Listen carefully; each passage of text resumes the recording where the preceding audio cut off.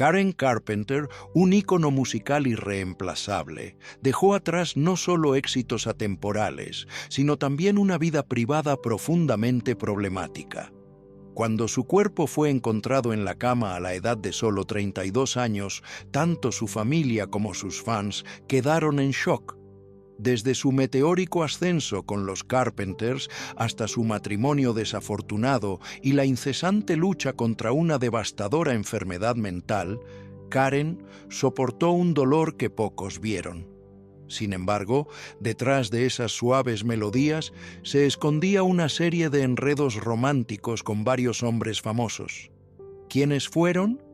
¿Y qué llevó realmente a su trágico y prematuro final?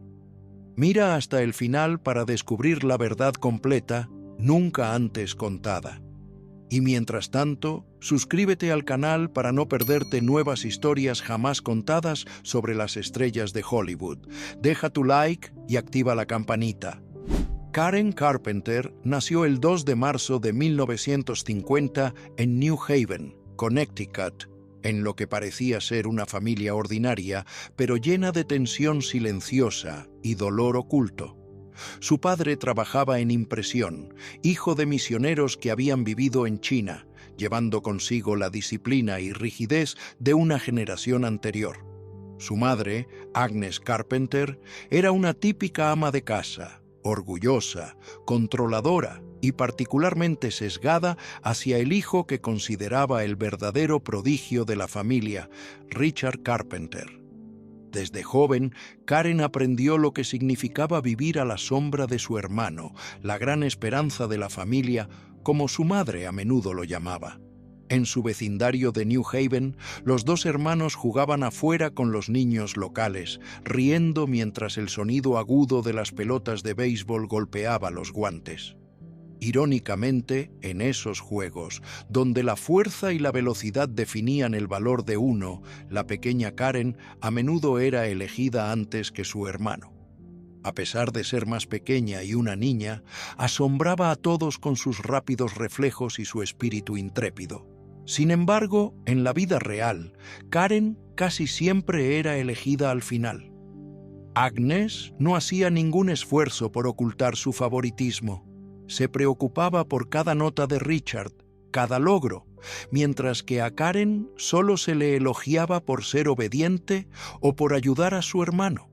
De hecho, la familia eventualmente se mudó a Los Ángeles solo para apoyar la carrera musical de Richard, no la de Karen. Como adolescente, Karen deseaba que su madre reconociera su propio talento musical, pero ese día nunca llegó. Su camino hacia la música llegó de un lugar inesperado, la escuela.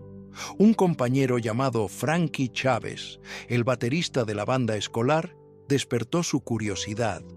Karen se sintió atraída por el ritmo salvaje pero preciso de la batería, un sonido que se sentía tanto caótico como ordenado. Comenzó a pedir prestado el set de batería de Frankie para practicar, y en solo unos pocos intentos lo sorprendió con su sentido natural del ritmo. Ringo Starr, el legendario baterista de los Beatles, se convirtió en el ídolo definitivo de Karen Carpenter. Soñaba con algún día tocar la batería como él, incluso poseer el mismo set de batería Ludwig que él usaba. Pero ese set costaba $300 en ese momento. Un precio elevado para la familia Carpenter, equivalente a más de $1.500 hoy.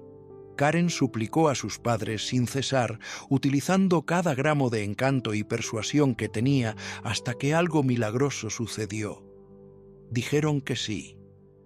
El día que Karen envolvió sus brazos alrededor de su primer set de batería Ludwig, sintió que estaba tocando su sueño. Desde ese momento, sus tardes se llenaron con el eco del ritmo de los tambores desde el garaje familiar, donde una delgada chica con el cabello castaño atado ordenadamente se perdía en el ritmo. Pronto formó una banda solo de chicas llamada 2+2, decidida a demostrar que las mujeres también podían ser bateristas, algo casi inaudito en ese momento, pero ese primer sueño no duró. Cuando Karen sugirió invitar a su hermano Richard a unirse, los otros miembros se opusieron ferozmente, acusándola de traicionar el espíritu femenino de la banda. El grupo se disolvió poco después. Sin embargo, ese fracaso temprano no la detuvo. Karen, Richard y un tubista formaron el Dick Carpenter Trio. Sin embargo, Karen guardó un secreto para sí misma. Aunque poseía una voz hipnotizante de 3 octavas capaz de asombrar a cualquier oyente, se mantenía oculta detrás de sus tambores, dejando que los artistas invitados tomaran el micrófono. El trío tocó en clubes nocturnos e incluso apareció en el programa de talentos The All American College Show.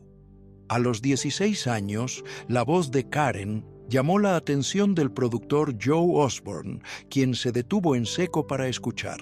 La invitó a grabar Looking for Love, una canción escrita por su talentoso hermano, Richard. El sencillo no causó ningún revuelo. No logró entrar en las listas en ningún lugar de UU. Pero el destino tenía un extraño giro reservado. Años más tarde, cuando los Carpenters se convirtieron en una sensación global, ese viejo vinilo de 45 RPM se convirtió en un artículo de colección preciado. Se cree que solo existen alrededor de 500 copias hoy, cada una valorada en alrededor de $2,000. En ese momento, sin embargo, Karen aún se veía a sí misma como solo una chica de batería, riendo a menudo de la idea de que su voz pudiera ser especial. Ella y Richard continuaron su búsqueda musical con un nuevo grupo, Spectrum, que consiguió un trabajo en Disneyland, interpretando jazz suave para familias y niños. La década de 1960 fue una era extraña. La juventud estaba dividida entre la contracultura hippie y su amor nostálgico por Mickey Mouse. En medio de la multitud, alguien gritó: «Toca Light My Fire», la exitosa canción de los Doors. Deseando complacer al público, Spectrum accedió. Sin saber que sería una decisión desastrosa, la noticia de la actuación fuera de marca llegó rápidamente a Victor Gruber, el jefe de la división de entretenimiento de Disneyland. Furioso, se acercó y se horrorizó al ver a Karen y su banda tocando rock psicodélico en medio de un parque familiar. En minutos, se tomó un veredicto. Fueron prohibidos de Magic Kingdom de por vida. Karen se alejó de Disneyland con el corazón roto.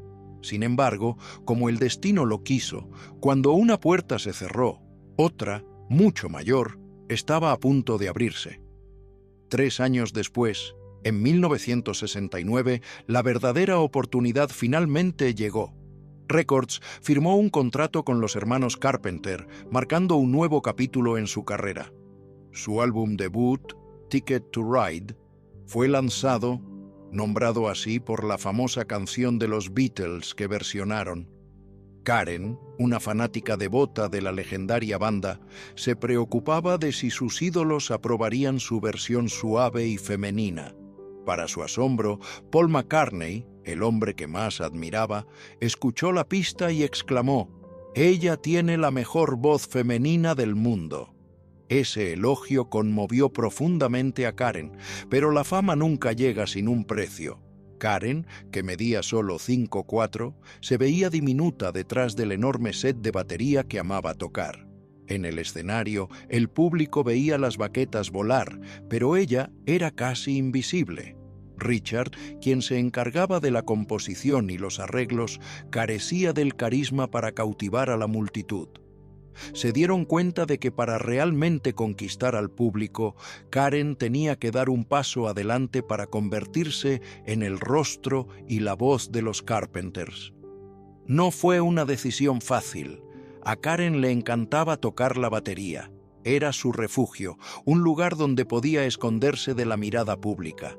Sin embargo, finalmente aceptó contratar a otro baterista, Cubby O'Brien, un ex-Mouseketeer de Disney. A partir de entonces, Karen se convirtió en el alma de los Carpenters, mientras que sus amados tambores fueron lentamente empujados hacia la parte trasera del escenario. Para 1973, los álbumes del grupo llevaban una firma distintiva. La dulce y aterciopelada voz de Karen dominaba, mientras que el sonido de los tambores, una vez su esencia, se volvía solo débilmente presente. Pero como veremos más adelante, ser el centro de atención tuvo un alto costo. Durante una entrevista en Japón, mientras los Carpenters estaban en la cima de su fama, un periodista luchó por pronunciar el nombre del grupo y accidentalmente dijo Lead Sister en lugar de los Carpenters. El apodo se quedó. A los fans japoneses les encantó tanto que lo imprimieron en camisetas. Y Karen, con su sonrisa tímida pero encantadora, orgullosamente usó una etiquetada Lead Sister durante muchas presentaciones. No mucho después, la canción We've Only Just Begun se convirtió en un fenómeno. La canción celebraba nuevos comienzos, amor y esperanza, emociones que millones de jóvenes parejas de esa época podían ver reflejadas en sus propias vidas. Su pura melodía, letras románticas y la voz suave y susurrante de Karen la hicieron inolvidable. Richard, como siempre, proporcionó el arreglo perfecto para dejarla brillar. Pocas personas sabían que We've Only Just Begun había sido originalmente un simple jingle para un comercial de un banco, pero Richard vio su potencial y lo convirtió en un clásico eterno. De una melodía oscura crearon la canción que definiría el espíritu de la década de 1970. Mientras buscaba inspiración para una nueva canción, Richard Carpenter estaba viendo televisión cuando escuchó un jingle de un comercial bancario que llamó su atención. Inmediatamente contactó a los compositores detrás de él y compró los derechos. El anuncio mostraba una joven boda, así que cuando Richard y Karen adaptaron y grabaron la canción, mantuvieron ese mismo tema, y poco después se convirtió en una sensación mundial. La canción We've Only Just Begun de los Carpenters se tocó en innumerables bodas, tanto que es casi imposible imaginar. Sin embargo, sorprendentemente, esta dulce y casi sentimental canción de amor también se utilizó en varias escenas de películas oscuras y escalofriantes. La voz emocional de Karen Carpenter resonó de manera inquietante a través de la película de terror 1408, basada en la historia de Stephen King. Y en In the Mouth of Madness, de John Carpenter, donde la brillante y esperanzadora letra de la canción sonó mientras el personaje principal era llevado a un manicomio. En este punto, Karen Carpenter estaba en la cima de su fama, con éxitos en las listas, álbumes de platino y estrellato global. Pero aún anhelaba algo que parecía estar fuera de su alcance para siempre: amor y aprobación de su madre. Mientras tanto, Richard seguía siendo la fuente constante de orgullo y afecto para su madre, Agnes Carpenter. No importaba cuánto intentara Karen, parecía que su madre nunca se preocupaba realmente, y ese vacío emocional tendría consecuencias devastadoras. En 1976, un momento aparentemente inofensivo se convirtió en un trágico punto de inflexión en la vida de Karen Carpenter. Mientras revisaba imágenes de una de sus propias actuaciones, se obsesionó con una foto tomada en el escenario. Las luces iluminaban su radiante rostro, pero todo lo que Karen podía ver era un cuerpo regordete. Una oleada de autodesprecio se apoderó de ella. Desde la secundaria había hecho dieta ocasionalmente, pensando que estaba un poco rellenita. Pero esa foto reavivó su inseguridad y profundizó su obsesión con la imagen de su cuerpo. Decidida a arreglar lo que veía, Karen eligió un camino extremo. Mucho antes de que tener un entrenador personal fuera común entre las celebridades, contrató uno con la esperanza de lograr la figura perfecta. El entrenador le aconsejó que abandonara sus viejos hábitos y siguiera un estricto régimen de fitness y nutrición.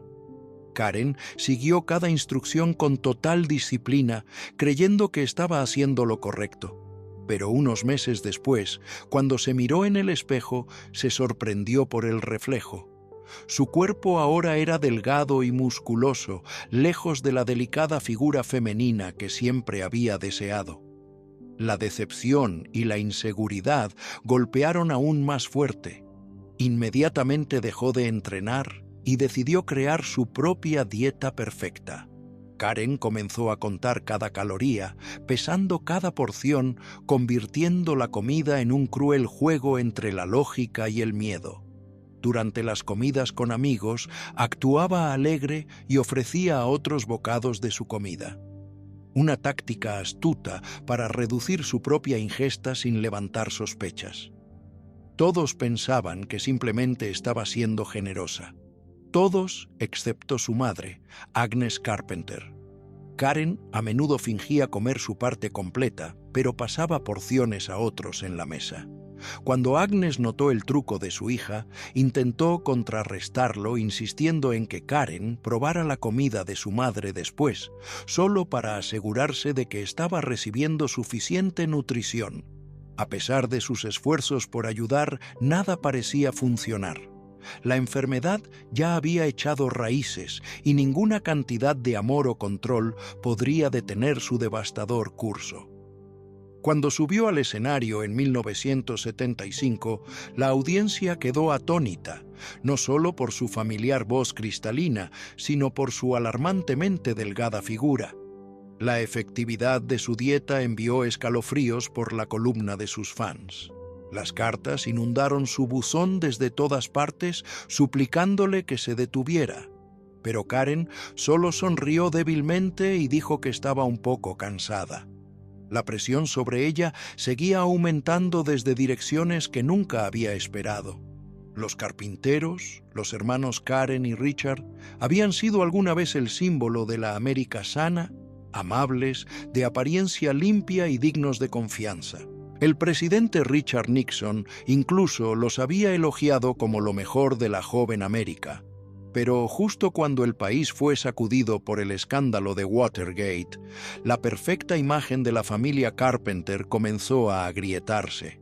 La dulzura en el escenario lentamente se convirtió en una máscara que Karen usaba para ocultar las heridas dentro de su alma.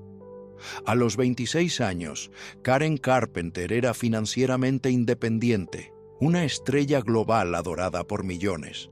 Sin embargo, aún vivía con sus padres, una situación que la asfixiaba más que nunca. En 1976, finalmente se mudó, comprando 2 lujosos apartamentos en Century City, Los Ángeles. No para presumir, sino para respirar libremente por primera vez en su vida. Quería vivir como una mujer ordinaria, tener el derecho a amar, ser amada y formar una familia propia. A lo largo de los primeros años de su carrera, Karen evitó las relaciones. Creía que salir era un lujo que no podía permitirse, ya que su apretada agenda giraba completamente en torno a estudios y escenarios.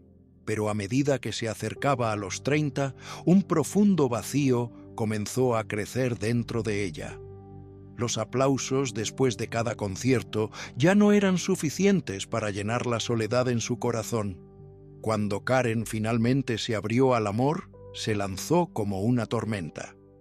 El primero fue el productor musical Mike Kerb, que luego se convirtió en político, seguido por un miembro de la familia Osman, la estrella de sitcom Tony Danza de Who's the Boss, e incluso el comediante Steve Martin. Estos eran nombres brillantes, encuentros glamorosos, pero ninguna de las relaciones duró. Karen era gentil y devota, pero quizás fue esa misma fragilidad la que la hizo tan fácilmente herida. En lugar de encontrar amor, Karen se sumergió más en su obsesión por el control. Ella y Richard continuaron de gira por América del Sur y Europa, llevando a su cercana amiga Rayoni para apoyo. Pero Rayone pronto se dio cuenta de que su verdadero papel no era relajarse, sino vigilar a Karen para evitar que tomara laxantes en secreto para mantener su figura. Su fijación por el peso había salido de control. Durante esa gira, los hermanos aparecieron en el programa de la BBC Nationwide. Al principio todo iba bien, hasta que la presentadora Sue Loy llevó la conversación hacia el cuerpo de Karen. Frente a millones de espectadores, enumeró los números que mostraban la drástica pérdida de peso de Karen y preguntó de manera directa si sufría de anorexia nerviosa, un término apenas conocido en ese momento. Karen forzó una sonrisa, tratando de mantenerse serena como siempre, pero el pánico brillaba en sus ojos. Richard rápidamente intervino, terminando la entrevista diciendo: «No estamos aquí para hablar de eso». La entrevista terminó, pero la herida permaneció con Karen durante años. No era solo vergüenza, era la sensación de estar desnuda ante el público. El escenario que alguna vez había sido su hogar de amor y adoración se había convertido en un lugar de juicio. En 1980, en medio de su silenciosa turbulencia personal, Karen conoció a Thomas James Burrus, un apuesto y exitoso desarrollador inmobiliario que parecía estar a años luz de la ruidosa vida del espectáculo de la que se había cansado. Él parecía reflexivo y tranquilo, haciendo que Karen creyera que finalmente había encontrado la paz. Salieron durante solo 2 meses antes de que Burrus se arrodillara y le propusiera matrimonio. Inicialmente, acordaron permanecer comprometidos durante al menos 1 año. Pero Karen se impacientó, no por la fama o la riqueza, sino por el sueño de la maternidad. Anhelaba un pequeño y cálido hogar lleno de risas infantiles en lugar de los estruendosos tambores del escenario. Cuando acortaron el compromiso y anunciaron su boda a solo 2 meses, los medios especularon que Karen podría estar embarazada. Sin embargo, la verdad era mucho más oscura. Unos días antes de la cena de ensayo, Burrus reveló que se había sometido a una vasectomía años antes de conocerla. En ese momento, cada sueño que Karen había tenido de convertirse en madre se hizo añicos. Quedó claro que esta era la razón por la que Burrus había apresurado el matrimonio, para ocultar la verdad antes de que ella lo descubriera. Devastada y traicionada, Karen llamó a su madre, Agnes Carpenter, suplicando por consejo y apoyo para cancelar la boda. Pero la respuesta de su madre fue fría. «No puedes cancelar la boda», dijo. «Has hecho tu cama. Ahora debes acostarte en ella». Fue el peor consejo que Karen recibió. La boda se llevó a cabo como estaba planeada, pero el matrimonio pronto se convirtió en una pesadilla. Burrus solo se preocupaba por el dinero, exigiendo coches, casas y lujos que no podía permitirse. Karen le dio todo emocional y financieramente, incluso entregándole decenas de miles de dólares, a veces hasta $50,000, solo para gastos. Su cuenta bancaria se redujo, pero lo peor, su espíritu fue aplastado. Burrus era cruel, arrogante y verbalmente abusivo, dejando a Karen atrapada en el miedo y la soledad. Todo lo que siempre quiso fue ser madre. Cuando se enteró de que una vasectomía podría revertirse mediante cirugía, Karen le suplicó que lo intentara, con la esperanza de que un hijo pudiera salvar su matrimonio en colapso. Pero la respuesta de Burrus fue cruel. «Nunca tendré hijos contigo. No eres más que un saco de huesos». Esas palabras destrozaron lo poco de autoestima que le quedaba. Después del fallido matrimonio y las agotadoras giras, Karen finalmente buscó ayuda. En 1982 conoció al psicoterapeuta Steven Liebenben, quien afirmaba especializarse en el tratamiento de trastornos alimentarios. Él pensó que había visto casos severos hasta que las confesiones de Karen lo dejaron atónito. Ella admitió tomar de 80 a 90 pastillas laxantes cada noche. Aún más impactante, estaba usando medicación para la tiroides para acelerar su metabolismo a pesar de no tener problemas de tiroides. Levenron confiscó inmediatamente las pastillas y le instó a que dejara de tomarlas. Pero Karen ya estaba atrapada en un ciclo destructivo de dependencia. Desesperado, organizó una sesión de terapia familiar, creyendo que el amor podría curarla. Toda la familia Carpenter voló de California a Nueva York. En la sala blanca y estéril, pidió a cada persona que le dijera a Karen que la amaban. Richard, su hermano devoto y compañero musical, lo hizo fácilmente. Pero cuando fue el turno de Agnes Carpenter, ella corrigió fríamente al doctor. «Llámame señora Carpenter», y no dijo nada más. No pudo decir las palabras «te amo». La sala cayó en un silencio escalofriante. La sesión terminó sin resolución. Nadie pudo mirar a Karen a los ojos. Cuando su familia se fue, ella se quedó en Nueva York, aferrándose a su última esperanza en Leven Road. Pero pronto su amiga cercana, Ryan, descubrió una verdad impactante. Levan Kron no era un médico licenciado. La frágil esperanza de Karen colapsó completamente. Su salud se deterioró rápidamente y eventualmente fue hospitalizada, alimentada a través de un tubo. Irónicamente, este fue el breve periodo en que Karen pareció recuperarse. Comenzó a comer de nuevo, 3 comidas al día, e incluso sonrió más a menudo. Creyendo que finalmente era lo suficientemente fuerte, decidió dejar el hospital y regresó a Los Ángeles, el lugar al que siempre había pertenecido. Aunque su cuerpo había ganado peso, su espíritu seguía siendo tan frágil como el cristal. Muchos creían que había dejado el tratamiento demasiado pronto, pero Karen simplemente sonrió y dijo que quería empezar de nuevo.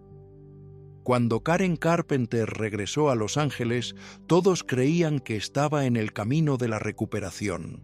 Estaba comiendo regularmente, parecía más enérgica, sonreía y reía con amigos, y hasta planeaba regresar al estudio de grabación, el lugar donde ella y su hermano Richard habían brillado una vez.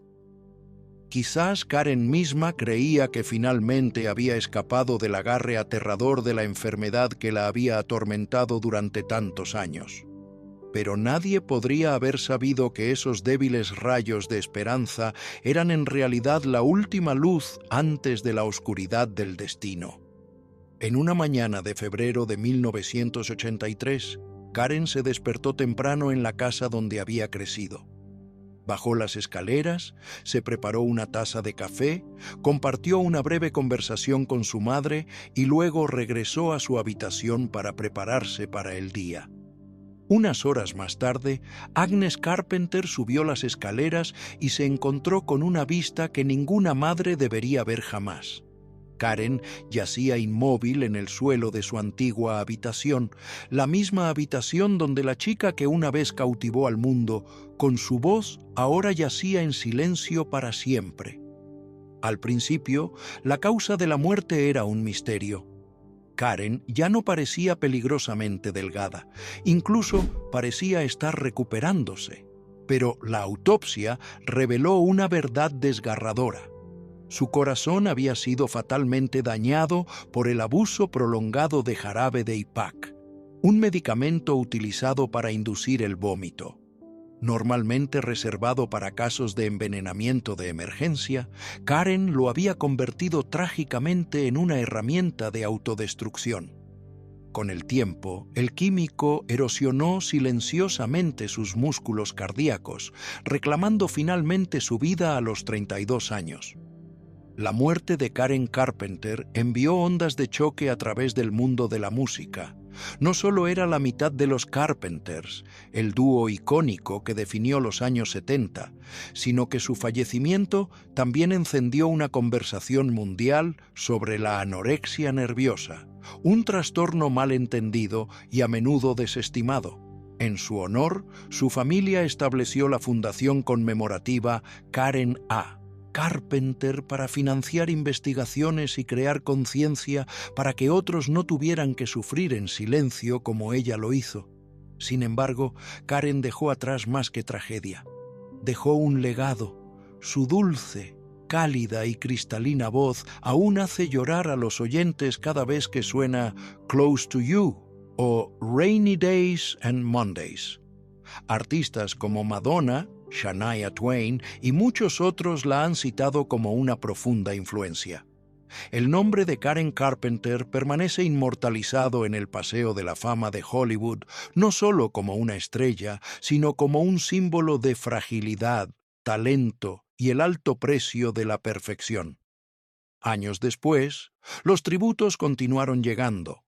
El álbum de 1994, If I Were a Carpenter, la película de vanguardia Superstar, la historia de Karen Carpenter, contada enteramente a través de muñecas Barbie y producciones teatrales como Party, donde su voz se convirtió en el alma de la actuación.